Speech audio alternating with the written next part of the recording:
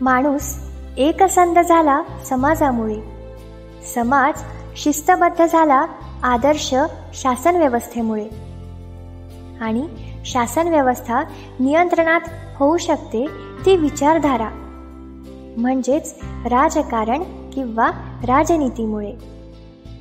आज कितीही बदनाम वाटत असले तरी आदर्श शासन निर्मितीसाठी राजकारण आणि राजनीती अत्यंत महत्त्वाचे आहे. हजारो वर्ष जगाच्या पाठीवर असे राजनैतिक विचार मांडणारे व्यक्ती आणि त्यांचे सिद्धांत यांचा परिचय करून देणारी साहित्य उत्सवची विशेष शृंखला ऐकणार आहोत निखिल देशमुख यांच्यासोबत. राजधर्म. नमस्कार. साहित्य उत्सव परिवार प्रस्तुत राजधर्म या विशेष मालिकेमध्ये आपलं सर्वांचं पुन्हा एकदा सहर्ष स्वागत.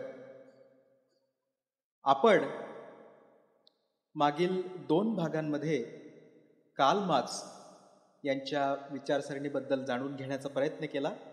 आज त्याचा 3रा भाग, आणि हा भाग थोडा वेगळ्या अंगाने, म्हणजेच थोडाफार जे 2 भाग आपले झाले किंवा यापूर्वी जी विचारसरणीबद्दलची चर्चा झाली विविध राजकीय विचारवंतांची, त्यापेक्षा हा थोडाफार वेगळ्या अंगाने जाणारा भाग आहे. म्हणजे जसं की एक राज्यशास्त्राचा विद्यार्थी म्हणून किंवा आता राज्यशास्त्र याकडे एक अभ्यासक म्हणून बघत असताना माझा दृष्टिकोन हा नेहमी त्रयस्थाचा तो ऑलरेडी झालेला आहे. कारण याचा अभ्यास करत असताना दोन्हीही साईडने बॅलन्स ठेवून एक सुवर्ण मध्य साधने, हे परीक्षेमध्ये सुद्धा मला त्या प्रकारचंच लेखन करावं लागलं असल्यामुळे, आणि शिवाय यामध्ये बऱ्यापैकी इंटरेस्ट असल्यामुळेच मी आतापर्यंत तरी एक त्रयस्थ भावनेमधून आपणासमोर विविध राजकीय विचारवंतांचे विचार उलगडण्याचा प्रयत्न केलेला आहे. अर्थातच या भागात सुद्धा मी त्रयस्थाचीच भूमिका कायम ठेवलेली आहे आणि कुठल्याही प्रकारच्या विचारसरणीवरती टीका करणे किंवा त्याची स्तुती करणे या गोष्टी, म्हणजे जे काही टीकात्मक परीक्षण आहे किंवा मूल्यमापन आहे ते मी आतापर्यंत टाळलेलंच आहे. बहुधा थोडंफार काही विचारवंतांच्या याच्यामध्ये थोड्याफार प्रमाणात झालं असू शकतं, परंतु मी मुख्यतः ते टाळण्याचा प्रयत्न केला आहे आणि मी हे सर्व आपल्यावरती सोडवलेलं आहे की याचं मूल्यमापन काय होऊ शकतं हे आपणापेक्षा अधिक चांगलं कोणी करू शकत नाही. तर आता मार्क्सिझम समजून आपण घेताना मला काही मोजके प्रश्न मी या ठिकाणी मला पडलेले मांडतो. तसे बरेच प्रश्न आहेत. सुरुवातीला आपण कार्ल मार्क्स, जो आपण शेवट केला होता, आपल्या शेवटच्या भागामध्ये तो केला होता आपण अतिरिक्त मूल्याचा सिद्धांत म्हणजेच सरप्लस व्हॅल्यूवरून. आपण यूज व्हॅल्यू बघितली, एक्सचेंज व्हॅल्यू बघितली आणि सरप्लस व्हॅल्यू बघितली, आणि तिथे आपण आपला भाग तो संपवला. तर ही जी सरप्लस व्हॅल्यू आहे, ही सरप्लस व्हॅल्यू जे भांडवलदार मिळवतात, व्यापारी मिळवतात. आता आपल्याला मागचं थोडंफार रिवाईज करूया एकदा की सरप्लस व्हॅल्यू जनरेट कशी होते हे आपण बघितलं. एखादी वस्तू किंवा सेवा, तिला लागलेली लागत प्लस लागलेली लेबर चार्ज किंवा मेहनत किंवा मजुरी जे काही आपण म्हणू ती, आणि लागलेला कच्चा माल घटक, व्यापार, वाहतूक वगैरे, या सर्व खर्चांव्यतिरिक्त त्यावरती एक नफा म्हणून जी व्हॅल्यू घेतली जाते ती व्हॅल्यू म्हणजे सरप्लस व्हॅल्यू.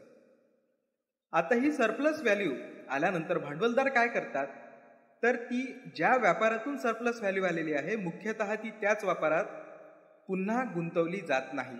काही अंशी ती गुंतवली जाते, परंतु जास्तीत जास्त जी व्हॅल्यू आहे ती वेगवेगळ्या व्यापारांमध्ये, वेगवेगळ्या वस्तूंमध्ये गुंतवली जाते. जसं की एखाद्याचा समजा कुठला एखादा व्यापार असेल XYZ मोबाईल बनवण्याचा वगैरे, तर मोबाईल व्यवसायातून मिळणारी सरप्लस व्हॅल्यू जी आहे ही अंशतः मोबाईल व्यापारातच गुंतवली जाणार. परंतु त्यापैकी काही मग आपण म्हणूया की टी व्हीच्या व्यापारात गुंतवली जाणार, किंवा मग मिक्सर झालं, किंवा अशा अन्य इलेक्ट्रिक वस्तू, किंवा इलेक्ट्रिकच नाही तर त्या व्यतिरिक्तही दुसऱ्या ज्या काही त्यांना करायच्या असतील त्यामध्ये गुंतवली जाते, आणि त्यामधनं पुन्हा सरप्लस व्हॅल्यू ही मिळवली जाते. तर कार्ल मार्क्स यांनी जे सांगितलेलं आहे की ही जी सरप्लस व्हॅल्यू आहे, कामगारांचं शोषण करण्यामागे सर्वात मोठा हात म्हणजे सरप्लस व्हॅल्यूचा आहे. सरप्लस व्हॅल्यू म्हणजे झालं नफा. नफा आला की लोभ आला, आणि या लोभापायी जास्तीत जास्त नफा आपल्याला कसा मिळवता येईल या दृष्टीने मग भांडवलदारांकडून कामगारांचे शोषण हे केले जाते. आणि हे ऐतिहासिकदृष्ट्या कसं आहे हे कार्ल मार्क्स यांनी आपल्याला समजून सांगितलेलं आहे की आपण डायलॅक्टिकल मटेरियलिझम बघितला, म्हणजे पदार्थानुसार कसं मटेरियलिस्टिक वापरून कसा संघर्ष होतो. हाच संघर्ष मग in the history of Mankind म्हणजे माणसाच्या इतिहासामध्ये हा कसा झालेला आहे, त्याच्या काही स्टेजेस त्यांनी सांगितलेल्या आहे, ज्या आपण मागच्या भागात बघितल्या. त्यामधील पहिलं म्हणजे आदिम युग, जिथे साम्यवादासारखी परिस्थिती होती, जो साम्यवाद कार्ल मार्क्स यांना अपेक्षित आहे तशी परिस्थिती होती असं ते म्हणतात. दुसरा दास युग, तिसरा फ्युडल सोसायटी जे आपण बघितलं, ज्याला आपण सामंतशाही सुद्धा म्हणू शकतो. त्यानंतरची प्रक्रिया झाली ते म्हणजे इंडस्ट्रियलायझेशन, त्यानंतरची प्रक्रिया झाली समाजवाद, आणि त्यानंतरची प्रक्रिया जी अद्याप आलेली नाही आहे पण येईल असं जे कार्ल मार्क्स म्हणाले होते ती म्हणजेच साम्यवाद. तर ही सरप्लस व्हॅल्यू जे कामगारांचं सर्वाधिक शोषण करते, याकरिताच कार्ल मार्क्स यांनी आवाहन केलं होतं जगातील सर्व मजुरांना की मजुरांनो एकत्र व्हा, एक व्हा, आणि या जे काही दमनकारी शोषणकारी भांडवलशाही आहे त्याविरुद्ध क्रांती करा. हे आवाहन केलं आणि असं सांगितलं की कामगार आणि शेतकरी वर्गाचं म्हणजे सरकार स्थापन करा, म्हणजेच कामगार आणि शेतकरी वर्गाने सत्ता खेचून आणा आणि शोषणकारी जी काही सत्ता पद्धती सध्या आहे ती उलटून टाका, म्हणजेच क्रांती करा. सर्वहारा वर्ग, सर्वहाराची तानाशाही निर्माण करा. आपण बघतो याचा परिणाम साम्यवादी विचारसरणीवर आधारित जगात या आयडिओलॉजीवरती मी जास्त भर देतोय. समाजवाद, साम्यवाद आणि गांधीवाद, पुढे सुद्धा या आयडिओलॉजींवरती आपण आणखी एपिसोड करणारच आहोत. कारण या आयडिओलॉजींनी 19व 20व शतक जगातलं जे झालेलं आहे त्यावरती फार मोठा प्रभाव या आयडिओलॉजींनी पाडलेला आहे. समाजवाद, साम्यवाद, गांधीवाद आणि उदारमतवाद, ज्यालाच आपण लिबरलायझेशन सुद्धा म्हणतो. तर सर्वात पहिलं जर इम्प्लिमेंटेशन याचं आपण म्हणायचं झालं तर असं म्हणू शकतो की 1917 मधील रशियामधील क्रांती, त्यानंतर साम्यवादी विचार सरणीवर आधारित सरकारची स्थापना तिथे झाली, म्हणजे सत्ता स्थापन झाली. त्यानंतर अशा जगात होत गेल्या. त्यानंतर आणखी चटकन आपल्या लक्षात येते ती म्हणजे चीनमधील माओंची क्रांती, नॉर्थ कोरियामधील सध्याचा साम्यवाद. म्हणजे हे 3 उदाहरण फक्त एक प्रातिनिधिक स्वरूपाचे दिलेले आहेत. जगात आणखीही साम्यवादी विचारसरणीवरतील काही देश नक्कीच आहेत. तर आता काय झालेलं आहे की इथे साध्य आणि साधन यामध्ये काय श्रेष्ठ, तर याबाबत एक विचारसरणी आहे की गांधीजींचा जो गांधीजम आहे त्यामध्ये ते सांगतात की जे महत्त्व साध्याचं आहे तेच महत्त्व साधनाला सुद्धा आहे. म्हणजे काय, सत्ता प्राप्त करणे हे जर तुमचं साध्य असेल तर तुमचं साधन हे हिंसात्मक असू नये, ते अहिंसात्मकच असावं. म्हणजे तुमचं साध्य श्रेष्ठ आहे, ते अचीव करण्याकरिता तुमचं साधन सुद्धा श्रेष्ठच असायला हवं. जर तुम्हाला गोड फळे हवे असतील तर बी सुद्धा तुम्हाला तसंच पेरावं लागेल. याचंच आणखी एक उदाहरण म्हणजे एखाद्याचं जर ऑपरेशन करायचं असेल तर ऑपरेशन होणं म्हणजे साध्य हे चांगलं आहे, परंतु ते ऑपरेशन करण्याकरिता जे साधन वापरलं जातं, जी अवजारे वापरली जातात ती सुद्धा निर्जंतुक असायला हवी. त्या सुया, ते धागे हे सर्व निर्जंतुक असायला हवं. ते जर निर्जंतुक नसेल तर होणारं ऑपरेशन हे यशस्वी होईल नाही होईल याची काही खात्री देता येत नाही. त्यामुळेच तुमचं साध्य आणि साधन या दोन्ही श्रेष्ठ असल्या पाहिजे. परंतु मार्क्सवादमध्ये किंवा कम्युनिझममध्ये अशा प्रकारचं आपल्याला आढळून येत नाही. आणि कार्ल मार्क्स यांनी जे आव्हान केलं आहे ते जवळजवळ हिंसेकडेच नेणारं आहे. आणि आतापर्यंत आपण जवळजवळ बघितलेलं आहे की साम्यवादाची निर्मिती किंवा साम्यवाद विचारसरणीवरील आधारित सत्तेची स्थापना ही हिंसेमधूनच झालेली आहे. परंतु मग सर्वच साम्यवादी विचारसरणीवरील आधारित सत्ता या हिंसेच्या मार्फतच स्थापन झाल्या का, तर असंही आपल्याला आढळत नाही. 1942च्या नंतरचं उदाहरण आहे सॅन मॅरिनो या देशातील, युरोप खंडातील, दुसऱ्या महायुद्धानंतर. तिथे एक कोल्युशन गव्हर्नमेंट, कम्युनिस्ट पार्टी एक आणि एक सोशलिस्ट पार्टी अशा 2 पार्टींचं स्थापन झालं होतं. आणि दुसरं उदाहरण जे आपल्याला दिसतं ते म्हणजे आपल्या भारत देशातील एक राज्य, ते राज्य म्हणजेच केरळ. 1957 साली through ballot box paper voting जगातलं हे पहिलं गव्हर्नमेंट मानलं जातं. मला वाटतं यामुळेच की जे सॅन मॅरिनोमधलं होतं ते कोल्युशन होतं. हे थेट एक पक्ष सरकार होतं, साम्यवादी सरकार विचारसरणीवरील पहिलं सरकार जे केरळ या राज्यात लोकशाही पद्धतीने, मतदान पद्धतीने निवडून आलेलं होतं. हे जगातलं पहिलं साम्यवादी सरकार म्हणून ओळखलं जातं, जे ब्लडलेस रेव्होल्युशन ज्याला आपण म्हणतो, रक्तविरहित क्रांती. कारण आतापर्यंत ज्या साम्यवादी सत्ता आल्याची क्रांती झालेली आहे ती ही रक्त सांडूनच झालेली आहे. परंतु ही एक क्रांतीच म्हणावी लागेल. हे पहिलं म्हणू शकतो आपण किंवा दुसरंही म्हणू शकतं. सॅन मॅरिनोमधील जे सरकार होतं ते कोल्युशनचं होतं. तर हे एक उदाहरण आहे.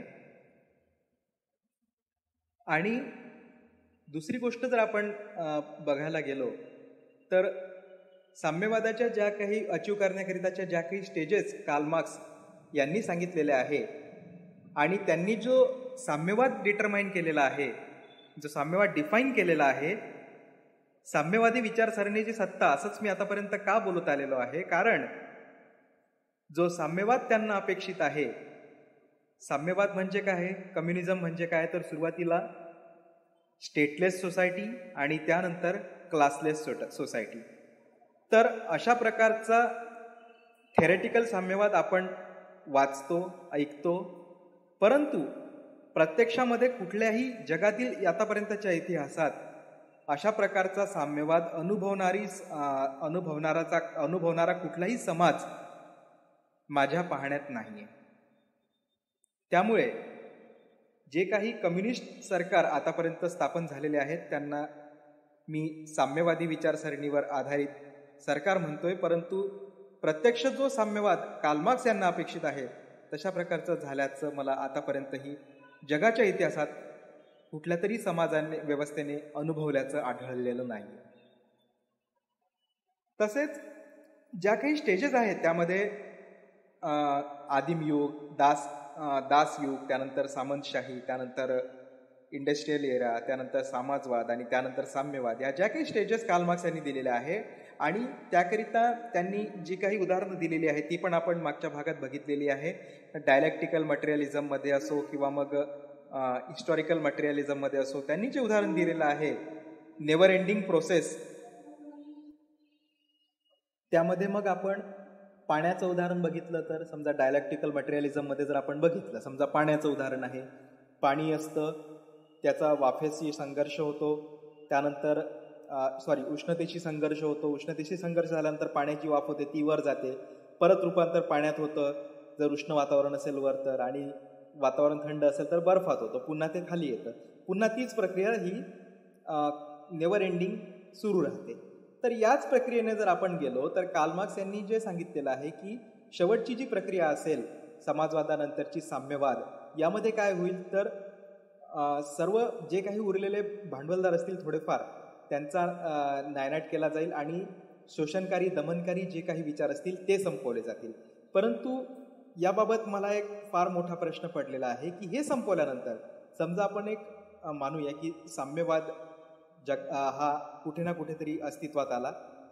तर जे कार्ल मार्क्स यांनी डायलेक्टिकल मटेरियलिझममध्ये सांगितलेलं आहे की ही नेव्हर एंडिंग प्रोसेस आहे, तर हे विचार आपण संपवू कसे शकतो आणि पुढे चालून काही दिवसांनंतर, वर्षांनंतर, काळानंतर, दशकांनंतर कोणाच्या ना कोणाच्या मनात, कारण हे विचार संपत नाहीत, हे विचार आले आणि कार्ल मार्क्स यांना अभिप्रेत असलेला साम्यवादी समाज व्यवस्था ही निर्माण झाली.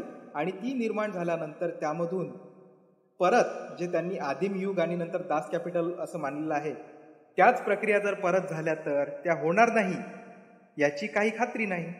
तर याच प्रक्रिया पुन्हा सुद्धा होणार नाहीत का? मला वाटतं याचं उत्तर आपण सर्व आपापल्या परीनेच शोधू शकतो. आणि माझं असं मत आहे की साम्यवाद हा आल्यानंतर, क्लासलेस आणि स्टेटलेस सोसायटी झाल्यानंतर पुन्हा भांडवलशाही येणारच नाही, असं होणारच नाही. ही जर नेव्हर एंडिंग प्रोसेस असेल तर पुन्हा हे कालचक्र चालूच राहू शकतं कदाचित, असं मला वाटतं. ज्याप्रमाणे मला हे वाटतं त्याप्रमाणे रशियाचा पाडाव झाल्यानंतर 1990च्या शतकाच्या दरम्यान जे एक म्हटलं जातंय की साम्यवादी विचारसरणीचा सुद्धा पाडाव झाला आणि जगात आता साम्यवाद असा काही उरलेलाच नाहीये, मला हे सुद्धा मान्य नाहीये. जोपर्यंत भांडवलशाही किंवा भांडवलवाद हा असणार आहे तोपर्यंत साम्यवाद हा असणारच आहे, कारण हा वर्गसंघर्ष आहे आणि हा तोपर्यंत कंटिन्यू राहील जोपर्यंत वर्ग नष्ट होत नाही. तसेच साम्यवाद आणि समाजवाद या दोन गोष्टींमध्ये सुद्धा विचारसरणी जरी एक असली तरी फरक हा आहेच. प्रत्येक साम्यवादी हा समाजवादी असू शकतो, परंतु प्रत्येक समाजवादी हा साम्यवादी असतोच असं नाही. हे एक फार मोठं स्टेटमेंट आहे साम्यवाद आणि समाजवादाच्या बाबत युनिव्हर्सल केलेलं. समाजवाद ही साम्यवाद कसं अचीव करायचं त्यामधील एक स्टेज आहे आणि सर्वात शेवटची स्टेज ही साम्यवाद आहे. हा साम्यवाद आता कार्ल मार्क्स यांच्यामुळेच अस्तित्वात आला तर असंही आपण म्हणू शकत नाही, कारण आपण जे प्लेटो यांनी सुद्धा साम्यवादाबाबत विचार व्यक्त केले होते ते आपण बघितलेलेच आहे सर्वात पहिल्या एपिसोडमध्ये आपल्या राजधर्म या शृंखलेच्या. तर त्यांचा साम्यवाद याचं थोडंफार आपण एक आढावा घेऊया काय होता. तर प्लेटो यांनी संपत्ती आणि पत्नी यांचा साम्यवाद सांगितला होता. संपत्तीचा साम्यवाद प्लेटोंनी सांगितला होता की त्यामध्ये त्यांनी 3 वर्ग हे मुख्यतः केलेले होते. एक म्हणजे व्यापारी शेतकरी यांचा वर्ग, दुसरा सैन्यांचा वर्ग आणि तिसरा शासकांचा वर्ग. जी राज्यव्यवस्था अस्तित्वात येणार होती त्यांची आदर्श राज्य, हे 3 वर्गांवरती आधारित त्यांनी ते केलं होतं. त्यापैकी जो तिसरा वर्ग आहे व्यापारी शेतकरी यांचा वर्ग म्हणजे सैन्य वर्ग आणि शासक वर्ग वगळता यांनाच फक्त संपत्ती मिळवण्याचा, संपत्ती साठवण्याचा आणि कुटुंब व्यवस्था असण्याचा अधिकार होता. वरील 2 वर्ग जे आहे सैन्य वर्ग व शासक वर्ग यांना कुठल्याही प्रकारचा तो अधिकार नव्हता. त्यांना त्यांच्याकरिता साम्यवाद जो त्यांनी सांगितला होता तो म्हणजेच की संपत्तीचा साम्यवाद आणि पत्नींचा साम्यवाद म्हणजे संपत्ती यावरील 2 वर्गांनी मिळवू नये आणि कुटुंबसुद्धा त्यांचं प्रायव्हेट नसावं. त्यांना जी होणारी मुले आहेत त्यांचं संरक्षण, त्यांचं रक्षण हे राज्याने करावं, ती राज्याची जबाबदारी. तर अशी ही साम्यवादी विचारसरणी जी हळूहळू आकार घेत गेली आणि कार्ल मार्क्स यांनी या साम्यवादी विचारसरणीला डायलेक्टिकल मटेरियलिझम म्हणजेच द्वंद्वात्मक भौतिकवाद आणि ऐतिहासिक भौतिकवाद या म्हणजेच त्यांनी पूर्ण हिस्ट्रीचं इंटरप्रिटेशन करून ही जी विचारसरणी आहे ती उत्पादनाच्या बेसिसवरती आधारित देऊन पूर्ण याचं इतिहासाचं इकॉनॉमिकल इंटरप्रिटेशन करून मांडलेली आहे. मग आज आपण जे बघतो प्रातिनिधिक उदाहरण आपण घेऊया. चीन झालं, रशिया झाला. रशियामध्ये गॉर्बच्चू हे राष्ट्राध्यक्ष झाल्यानंतर किंवा चीनमध्ये माओ त्से तुंग यांच्यानंतर ज्या काही धोरणांचा अवलंब करून विकासाचं चाक पुढे रेटण्याचा प्रयत्न केला, हे थोड्याफार अंशी भांडवलशाहीच्या मार्गानेच जाण्यासारखं होतं. अर्थातच ते होतं नव्हतं त्याबाबत मी कुठलंही भाष्य करत नाहीये, परंतु विकास हा साम्यवादी विचारसरणीमध्ये जास्त होतो की भांडवलशाही विचारसरणीमध्ये जास्त होतो, हा एक अभ्यासाचा भाग आहे.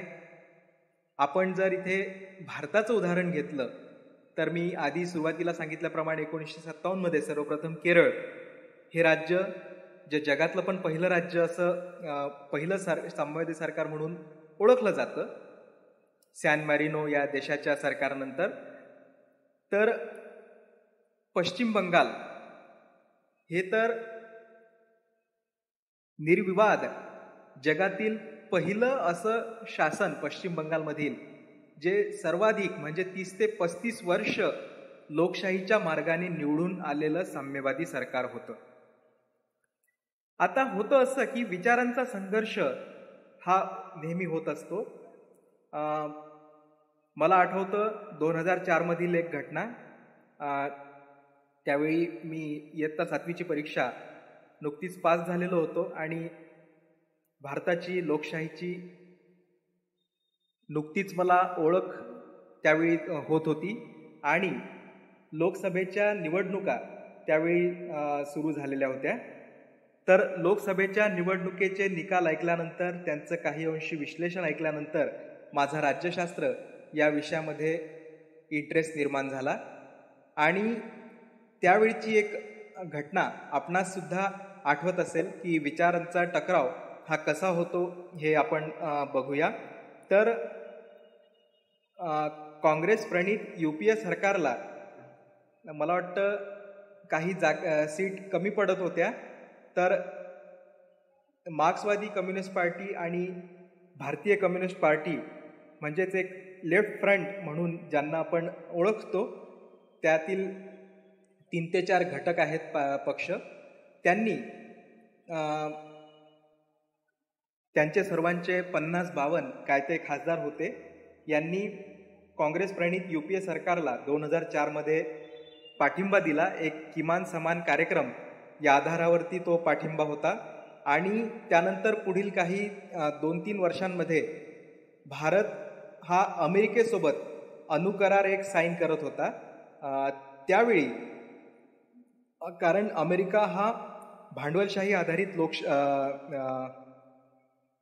देश आहे, तेथील सत्ता जी आहे ती भांडवलशाहीवर आधारित आहे, याचाच उल्लेख करून लेफ्ट फ्रंट यांनी पाठिंबा काढून घेतला सरकारचा आणि त्यावरून सरकार कोसळण्याची नामुष्की आली. परंतु सरकार कोसळलं नाही. दुसऱ्या राजकीय पक्षांनी त्या सरकारला त्यावेळी पाठिंबा दिला. तर हा एक दोन विचारसरणीमधील टकराव त्यावेळी आपल्याला पाहायला मिळाला की भांडवलशाही देश आहे म्हणून आणि यांची विचारसरणी ही साम्यवादी आहे म्हणून हा एक विचारांचा टकराव होता की कुठल्याही प्रकारच्या भांडवलशाहीवर आधारित असलेल्या विचारसरणीच्या देशाशी आपण इतकी जवळीकता वाढवू नये, अशा प्रकारचा संदेश लेफ्ट फ्रंट यांनी त्यावेळी दिला होता. आणि आजही आपण जगात बघतोच आहोत. 3 प्रातिनिधिक उदाहरण जी आपण घेतली होती, नॉर्थ कोरिया, चायना, रशिया, यांचा झालेला विकास ज्याप्रमाणे भांडवलशाहीवर आधारित जे काही देश आहेत त्यांचा विकास आपण मोजतो, तसंच या देशांचा विकास यामधील एक तुलनात्मक अध्ययन करून आणि म्हणजे दोन्ही मॉडेलमुळे काही ना काहीतरी विकास हा झालेलाच आहे. तो कमी जास्त होऊ शकतो, त्यामध्ये काही तुलना होऊ शकते, एकाचा इकडे कमी जास्त तर दुसऱ्याचा तिकडे कमी जास्त असा काही होऊ शकतो. तर या दोन्हीही मॉडेलचा अद्यापही अभ्यास आपल्याला हा खूप करावा लागणार आहे आणि त्याशिवाय कुठल्याही निष्कर्षावर मी तरी स्वतः पोहोचू शकणार नाहीये. फक्त एक एवढंच करूया की या दोन्ही विचारसरणींकडे एक त्रयस्थ भावनेने पाहून आपण या दोन्ही विचारसरणीमधील फोलपणा आणि स्ट्रॉंग पॉइंट या दोन्ही गोष्टी आपण हमखास काढू शकतो. आणि याबरोबरच भारताने जी विचारसरणी अवलंबलेली आहे ती म्हणजेच मिश्र अर्थव्यवस्था आहे. त्यामध्ये भांडवलशाही आणि समाजवाद या दोन्हीही विचारसरणीमधील ज्या काही चांगल्या गोष्टी आहेत त्या घेतलेल्या आहेत. वेलफेअर स्टेट, समाजवाद म्हणजेच काय तर वेलफेअर स्टेट, कल्याणकारी राज्य. आणि कल्याणकारी राज्य हे कसं असावं, त्याकरिता सरकारची काय जबाबदारी आहे, सरकारने काय करावं, यामध्ये आपल्या संविधानामध्येच directive principle of state policy म्हणून दिलेलं आहे. म्हणजेच समाजवाद हा जो आहे वेलफेअर स्टेट सांगतो, कल्याणकारी राज्याची संकल्पना मांडतो. आणि याबरोबरच हा एपिसोड आपण इथेच संपूया. पुन्हा भेटूया पुढच्या एपिसोडमध्ये. तोपर्यंत नमस्कार, धन्यवाद. दर्जेदार साहित्याचा आणि कलाकृतींचा आस्वाद घेण्यासाठी जॉईन करा साहित्य उत्सव व्हॉट्सॲप किंवा टेलिग्राम ग्रुप. जॉईन करण्यासाठी संपर्क करा 98 81 60 20 25 या क्रमांकावर. संपर्क क्रमांक पुन्हा एकदा 9881 60 2025. साहित्य उत्सव हे यूट्यूब चॅनल आजच सबस्क्राईब करा. साहित्य उत्सवच्या फेसबुक पेजला जरूर भेट द्या, कारण ज्ञान आणि मनोरंजन यांचं अतूट नातं म्हणजे साहित्य उत्सव.